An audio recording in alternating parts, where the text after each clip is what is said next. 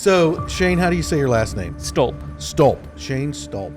So, tell me a little bit about yourself and what you're doing. Your company is Wescom Inc. So, tell me a little bit about your company and yourself. Sure. Well, yeah, I'm Shane. So I'm just a normal dude. I got 9 kids and a wife at home. We are based out of Duluth, Minnesota. We do electrical and automation in the oil and gas, mining, and heavy industrial facilities across the U.S. So I spend my time bouncing between our office in Duluth, Minnesota, over to Ashland, Wisconsin, out to Williston, North Dakota, down to Carlsbad, New Mexico, Gillette, Wyoming. Those are our 5 regional offices that we have. Wow. And there's about a few hundred of us that go Energize America. That's our motto, is we energize America. And pretty proud of the team that does it. My brother and I started the company 13 years ago, became employee-owned in 2023. So that's the newest journey, is that we're now employee-owned. So pretty fun. Good for you. Yeah, it's been quite a ride. And I'll tell you, I went to college, actually, for accounting. And so I call myself a recovering accountant. Got my bachelor's degree in accounting, and somehow my brother is a master electrician. He got me involved in the business and said, hey, let's go do this thing, and here we are. Wow. That's pretty exciting. And in 13 years, how many employees do you have now? We have about 300. So we bounce. That's impressive. Yeah, I think it is. The number isn't as important as the people that we have. Oh, So you can have 300 that equals 1,000. Right. Because let me tell you about one of the guys we have. Come on. I love this. This is great. My number one guy, who's our COO, started for us as a 17-year-old farmer. He's from Wisconsin. He came out to North Dakota and started working for us. Eventually fell in love with automation, became a direct report for one of the oil companies, got his journeyman card, became a master electrician, runs our entire company. And listen to what he did last Tuesday. I had a project in Gillette that I had to get across the finish line. We were running into hiccups. He said, Shane, I'm leaving. I'll see you when the job is done. I just got a call from him right before this episode. The job is done, and he pulled it across the finish line and did a full send. That's who we have at Wescom. So more important than the 300 people is who the 300 people are. I think that you are 100% accurate. I think that is the definition of an unstoppable team. Yeah, I think that's why I tell other folks in business, if you have an ING like Energizing America, it's ongoing, it's in the present, you can get people that believe in that mission, and you can go do incredible things. And I'm just lucky to be along on the ride with them. It's quite humbling to work with an awesome team. Well, and I think the other thing about that too is I have some people like that. And as soon as you even said that, I've been in that exact situation where it's like, well, I'm going to go get this done. And when you're leading an organization as a boss or a CEO or a leader, you can't grow beyond a certain point without people like that. No, you can't. And not only can you not grow beyond a certain point with people like that, you start to get demoralized in business. Yes. You start to lose. There's so many challenges, right? But when one of your people steps up and does something like that for you, all it does is remotivate you. I could hardly leave the office in the last week and a half because that guy is out working. And he didn't just work Tuesday, Wednesday, Thursday, Friday, then partied over the weekend and then went back to work and finished it. No, he left on Tuesday, drove 12 hours, worked Tuesday night, Wednesday, Thursday, Friday, Saturday, Sunday, Monday, Tuesday, Wednesday, and now today, Thursday at noon, called me with the good news. That's awesome. I can't. I'm just trying to keep up with that, right? Yeah. And I think it speaks to what is really out there in the blue collar trades. That's the kind of people that there are. Their commitment runs deep. He also did tell me he's taking Monday off because he's got to take care of his cows and his wife and children, which I thought was appropriate. Well, I love that he said his cows and his wife and children. They're all the same. Well, for him they are, because he grew up in Wisconsin, Yeah, so I think he probably loves his wife and kids more, but I think that's... Probably. He thinks he probably does. Hopefully they don't listen to this podcast. Well, I doubt that. They're too busy. Yeah. The reality is that it doesn't matter, though, if you're an electrician, a plumber, a miner, what you are, that's who is out there. Because when you come to a conference like the Better in Our Backyard conference, or you're at the North Dakota Oil Show or down in New Mexico, that's who you run into, and that's what makes this industry so fun. Yeah. And so when Ryan approached me years ago about Better in Our Backyard, it's an untold story, and there's certain organizations out there doing a good job with it.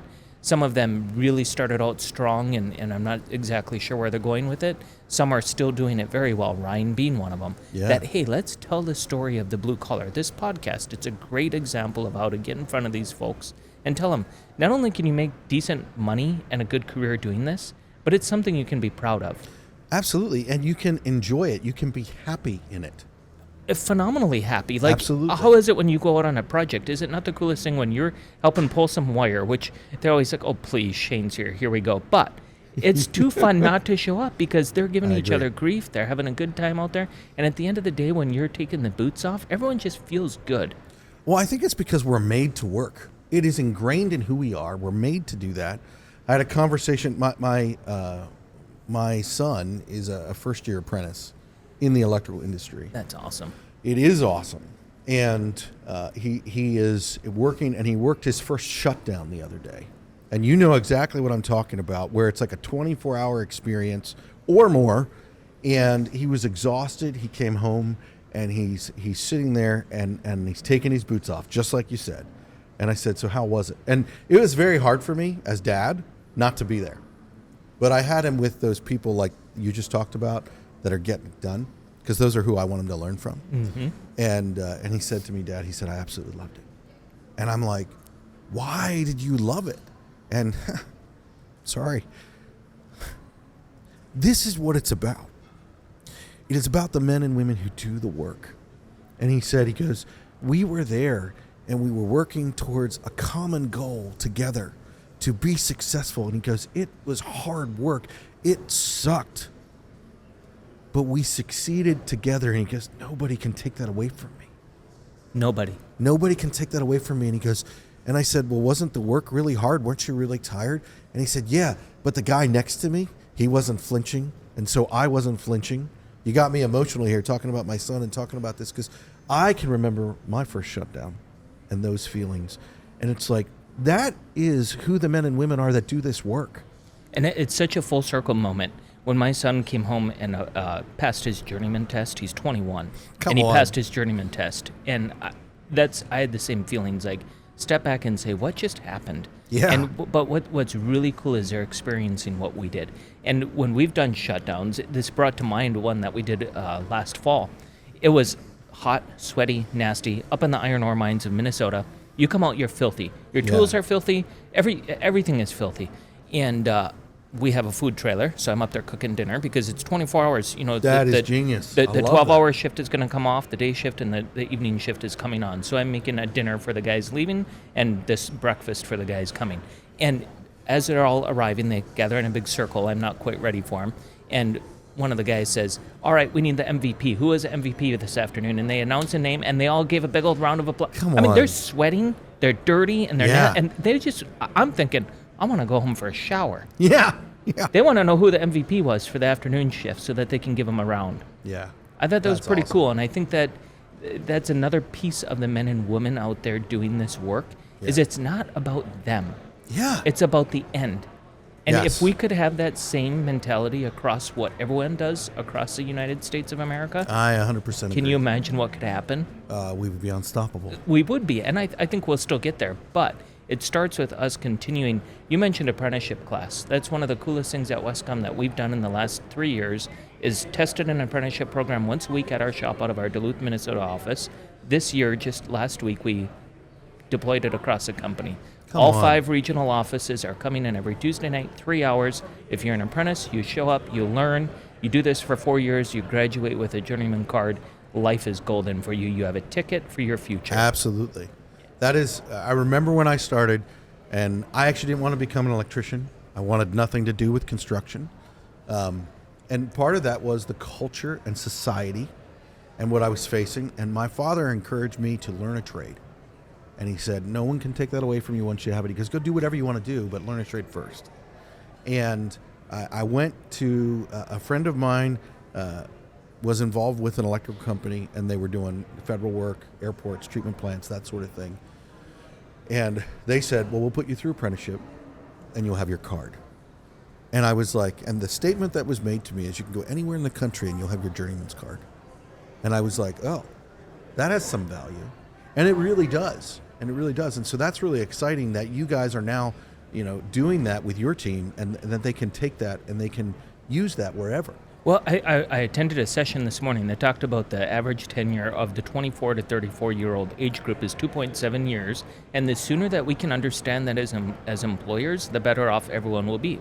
And so in this 2.5 years that you have these people, you can either make a positive impact or a negative one. It's kind of yours to make, right? Absolutely. And so I recognize it's not easy to work in the mining industry.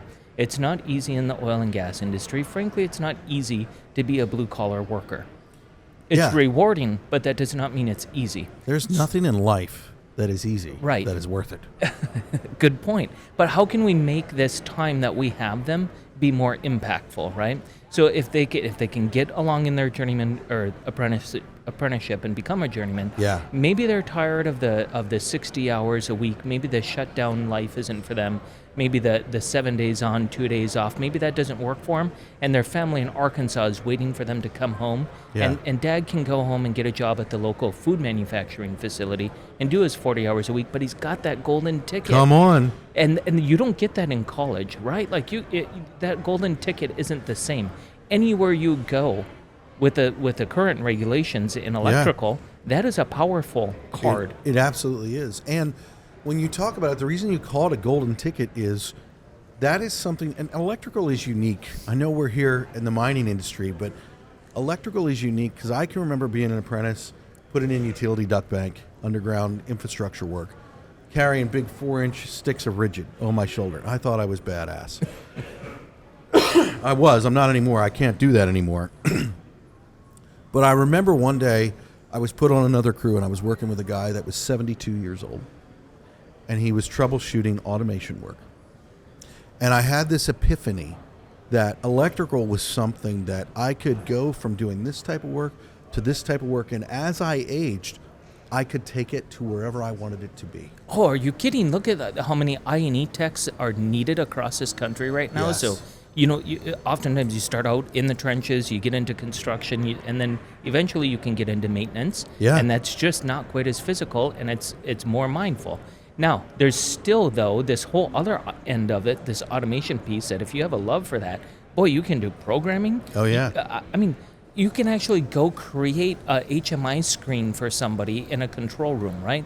Who ever thought that an electrician would end up doing creative work like Absolutely. an artist? But they end up doing that. The runway is super long as an electrician. Absolutely. Well, I would have thought that just because in the area of the trade that I was in, I saw tremendous creativity. My wife thinks this is not interesting. But if you've ever seen a well-done conduit rack, that's artistic. That's just beautiful. You either know or you don't, right? Exactly. And so if you're on social if you know, media, you know. you know. You take a picture of an awesome conduit install and you post it on your LinkedIn account. Yeah. And the electricians are like, wow. Yeah. And everyone else is like, what? Yeah. Why that? Exactly. Yeah, this is a business site or this is a job board. You shouldn't be posting pictures of conduit, right? So I tell my guys, I need you to stand in front of that conduit, but get out of the way. I need the conduit. I actually just need you so people stop and look. The electricians are going to look either way. I love it. So with your company, Wescom, you're in multiple states, and you guys are in the oil and gas industry. How are you investing in people? Like you talked about apprenticeship, you talked about what you're doing. Clearly, in 13 years, you've went from when you started. How many people did you have? Well, my brother and I plus 3, so there was 5 of us. So 5 to over a few hundred. So, what are some of the things that made that success possible? Like, if you had to name 3 of them, what would be the 3 number 1 things in that process? You know what? Number 1 is I believed in the team. Come on. And the reason why I believed in the team, I'm lucky because I was not an electrician. Yeah. So you know what? I had to believe in the team. Yeah. So hopefully it's just how I was, but I had to. Yeah. Number 2, I would say we invested in the team. So we're the kind of company that Wescom gear, do some safety observations. You have a separate account. It just automatically builds. You go redeem it. You get gear. In the oil and gas industry, it was weird to see somebody with a logoed shirt on. Can you imagine this? Not at Wescom. That's very normal. Come on. And bonuses, and in the oil and gas industry especially, but any industrial electrician can make really, really good money. Six You figure are speaking my religion W-2s right now. are just the norm, right?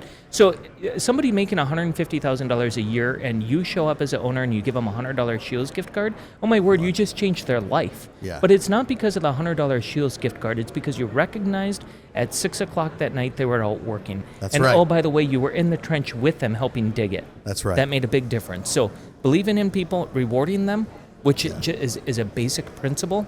And then I think the third thing is showing them that you're not ever giving up, that you have the same commitment. So in 2015, the oil industry started hitting a little hiccup. 2013 is when we got our start. 2015, it started dipping a little bit. By 2016, the oil industry was in a panic. We still were finding new customers and getting new work, and the guys never stopped seeing us. So while our peers were falling apart, we were still growing because they seen us dig in. And they seen us attending conferences and doing the right thing, getting on social media, making Good for bigger you. connections, meeting more clients, so that even when COVID hit us pretty hard, they knew that we were still making new connections and growing. So I think the commitment from us as an organization that we're not going to give up no matter what. This producer might get slow this year. This mine might pull back a pipeline project, but we have a whole host of clients that can help us, so we have a long future. And that sense has translated those three things: believing in people, rewarding people, and then that deep commitment has now even brought us to full circle, really, in 2023, where my brother and I said, this thing grew way more. I would love to sit here and say, like, this was super intentional. Yeah. But it kind of happened, if I'm honest. Yeah. By some really, really awesome people. I can't take any of the credit. Just really awesome electricians doing really cool things. So now how do we make this a sustainable organization forever, right? Like my brother was a master electrician. He was starting to hit into his late 40s, and I'm 42 myself, and I got 9 kids. My boys, I love them, but they shouldn't just have the business, right? Like, what are we going to do with this thing? And that kicked off an employee ownership conversation, and then a transaction that occurred in June of 2023 where the employees now own the company, and they earn their shares, myself included. I, redeemed all my shares. I was nothing, and then on June 1st of 2023, I started earning my right to ownership. So I think that's been helpful. It's certainly not how it got us to where we are, but it's where we are today as now employee-owned. Well, and I think that's a very ingenious way. We have a lot of organizations, we have a lot of generations of companies that have been around 50, 60, 70 years. And they're phasing out. They don't have another generation to take over. They don't have, and there's also the aspect of, as you're transitioning that and sharing that ownership, that gives you the opportunity to go places that you couldn't have gone before. Oh, it's been such an incredible journey. I didn't know exactly what employee ownership was going to look like for Wescom, and I was a little bit balled up on how that, where does Shane fit into that, and how is this going to feel, and what are we going to do from here? I love your honesty. If anything, it just forced me to get real. Yeah. Like, we had to set up the business to be real, and then now it's like, wait a second, all these people who own this company believe that you're out doing what an owner should, or what a leader should be doing. Come on. So get out there and get it done, dude. And whereas before, when I'm owning it as an entrepreneur, I can kind of do what Shane wants to do. And that it's now more about what does a business need Shane to do is what Shane is doing. And I think that's the right thing for the team. Yeah, I agree 100%. I love what you're doing. I love what you guys have built. I think that more people in the trades world need to understand that. How do you think that those of us who have trade-related companies, how do we attract the next generation to be in our business? Get online. In the first oil slowdown in 2015, I was driving from Williston, North Dakota to Duluth, Minnesota a lot because my family's in Duluth, the work was in North Dakota. And one day as I'm driving, I'm thinking, we needed people all the time, including work. Where are these people? And so I started listening to a podcast, Where Are People? And I heard about LinkedIn. I had never heard of LinkedIn prior to then. Wow. I got on LinkedIn, and I will tell you, that was the start of a little social media journey that has given back tenfold. Yeah. Including now hosting my own podcast called Energizing America, because... Nice plug, by the way. Yeah, I was... Oh, sorry, that was not intentional. out in That's the what makes it airports, good. out walking in airports, and I see everyone in AirPods, right? And Yeah. so pretty soon I ask my kids, what are you all listening to? Like, wouldn't you get sick of music in your ear all the time? And my 17-year-old son at the time says, Dad, it's not music, it's podcasts. Nobody listens to anything but podcasts. And I am telling you, it's true. If you go on an airplane, ask people in the airport, what are you listening to? You think they're listening to ABC or CNN or some No. book? Most of them are listening to a podcast in whatever interest they have. So meeting people where they're at is how we're going to attract people to this industry. I agree. If you want young people, our average age of an electrician at Wescom is horrifyingly low, to the point that we kicked off a project 2 months ago in Gillette, Wyoming. The owner of the site called me and he said, I just would feel better if you had some gray hair on this job. And you know what's horrifying? The average age of an electrician in North America, in the United States of America, is 57 and a half. Wow. What are we going to do in 6 years, folks? What are we We're going in to do trouble. even in 5 years? We're in trouble. We're in deep I am trouble. very aware of this problem. I know exactly what you're talking about because I've had the same conversation over the past 20 years with clients where they're like, hey, everybody's really young. Yeah. Like, But that's how we get things done, right? And It is. that's the best people to get. Get them when they're young, believe in them, put up with their speed record, put up with their, some of their safety infractions, train them through all of that, and you will end up with a 32-year-old guy running your entire company who started when he was 17 and hardly had a driver's license. But to attract them, we have to meet them where they're at, and then you also have to be flexible. So compensation isn't the same as it once was, right? Well, that's the truth. You can't just say everyone wants $32 an hour and they want 5% in their retirement account. An 18-year-old doesn't actually even care about his retirement account. If you're really cool, put some money into his retirement account without him even realizing, figure out a way to do that. But dude, let him have that time. Absolutely. Let him have a higher pay. Let him have the 3 weeks off to go hunting. Oh, well, that you didn't get 3 weeks off. Nobody cares. When you were, I love this story my brother tells sometimes about when he was a young electrician and he was digging in an attic. And oftentimes he'll stop himself and he'll be like, not that anybody cares.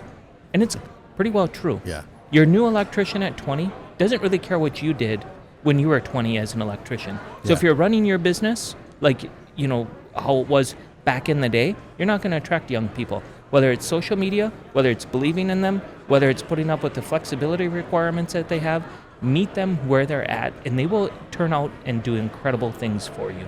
So let's talk about something else related to that, because this is one of the things that, this is my jam. This is what I believe in. My mug says trades or die. Like that, and that's real. That's in my blood.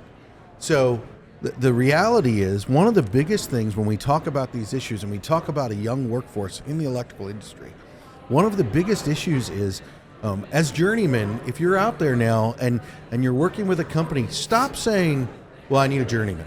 When guys call and they're like, hey, I need more experienced help on this job. You are responsible to build the experienced help. You are the one to do that. So when you are the gray-haired guy on the job, be okay with working with a handful of younger guys that don't know what they're doing, and take the time to share your knowledge with them. Amen. And not only that, but find joy in it, because Yes. somebody did it for you, right? Exactly. So this is something I've really struggled with generations ahead of us. Come on. Is why are you not okay with training somebody in? Do you think you just woke up where you are? You didn't. Somebody grabbed you by the hand, and you know what? There was something about you that they didn't like, but they still trained you. So often we There was a lot about me they didn't like, actually. well, I know with me there was too. Well, yeah, you were an accountant, so I already don't like you. So Hey, I can whip out a daily report way better than you can. No, I'm just saying there's things that that we is not true. That is, you absolutely can. we can do better in Yeah. bringing these people along. 100%. And I have found that if we focus more on what we can help them with rather than what they don't on. do well, we're gonna do better. Yeah. So they like I said, a real deal for us is the speed. I don't know why young electricians. Well, in the industrial world, everything moves quickly, right? Yeah. So they're oftentimes in a hurry. So Bobby got pulled over for his speeding violation again. We need to fire him. Well, come on. Yeah. Actually, Bobby happens to be one of the best apprentices with a bright future, and he's the first one out on the job every morning on time, and he's the cheerleader, and he pulled more wire than anyone else last week. Why would we get rid of him because of a speeding infraction? Well, it We sounds like actually speeding's in his don't- blood in every aspect of his job. Probably, right? And we actually don't drive on a location. Yeah. So that's something that he'll outgrow, Yeah. right? So there it is. figure out the things that will outgrow and they just are what they are, and focus on what you can improve on. Yeah. You know, if somebody doesn't know how to terminate, well, let's sit down and show them. I have a 19-year-old boy who's worked for us for this is his second year out in the field. And Brian is a 58-year-old electrician, and he's the best terminator there is. And he took my Isaac out on an oil and gas compressor station and showed him how to terminate in a PLC. And you know what happens now? Everyone wants Isaac on their job when it comes to terminating in a PLC. Come on. And it's all because Brian believed it could happen. We So need more Brians. That is the reality. If you are that gray hair on the job site, you have a responsibility and a call to invest in the next generation. And it's not about the company that you work for. It's not about the industry. It's about the future. That's what it's about. If you want to have a world that your grandchildren and your great-grandchildren can live in, where they can turn the lights on, where they can live a life that you've been enjoying for the 57, 58 years of your life, the only way for that to continue to exist is for you to take the time to invest in the Isaacs of this world. And when you do, you will find out that it was time well spent. 100%. It's a wonderful, it's a really fun, I feel like I'm like mid-career, so it's really fun to play that advocate because you can see the need, but you can also see the worth of the experience, right? So I can see if we don't do something, there's an impending cliff. And it's not a cool cliff. It's going to hurt, especially when you come to conferences like this and you're hearing the amount of electrons that our country needs. Yeah. It's phenomenal. Yeah, it is phenomenal. And every electron needs an electrician. Shane, I so appreciate this conversation. I had no idea. That we were, one, so aligned, and two, I didn't even know that you were an electrician. So Wescom Inc., where can they find you? Wescominc.com is the easiest spot. Otherwise, LinkedIn, we're always on there. And all the other social media ones, I just happen to know LinkedIn the best because that's my favorite. I think LinkedIn is where it's at. My favorite too. So your podcast, where do they find your podcast? Energizing America on all the major podcast, Apple, Spotify, they're everywhere. So weekly, we do much the same. Just talk about the stories of the industrial workforce. That's so come awesome. join us. That's awesome. Yeah. Shane, thank you for stepping up to the line. Hey, thank you. Greatly appreciate it.